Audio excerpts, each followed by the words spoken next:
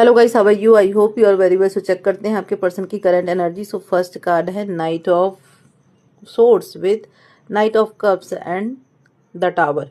आप दोनों ने अपने रिश्ते में बहुत संघर्ष झेली हुई है। आपके अतीत में आपसे भी ज़्यादा आपके पर्सन मल्टीपल प्रॉब्लम सफ़र किए हैं और अभी भी कुछ सिचुएशन जो उनके कंट्रोल में नहीं है, जैसे the tower with 9 of wands की energy, multiple financial problem, health issue, business, job and family में भी प्रॉब्लम्स एंड ऑब्स्टिकल फेस कर रहे हैं। इस समय किसी दो मेजर सिचुएशन को लेकर बहुत ज़्यादा कंफ्यूज्ड हो रहे हैं। आपके पर्सन अपने बेटरमेंट के लिए सही निर्णय नहीं ले पा रहे हैं, लेकिन अभी सिचुएशन जैसा भी है, कितनी भी सारी प्रॉब्लम क्यों ना हो, आपके पर्सन आने वाले कुछ ही समय में आपके तरफ स्पीडली वापस भी आएंगे और कोई स्ट्रॉन्ग जेस्चर भी देंगे, क्योंकि उनके जीवन का एक अध्याय खत्म हो रहा है और दूसरा अध्याय की शुरुआत आपके साथ होगी। So best wishes for both of you.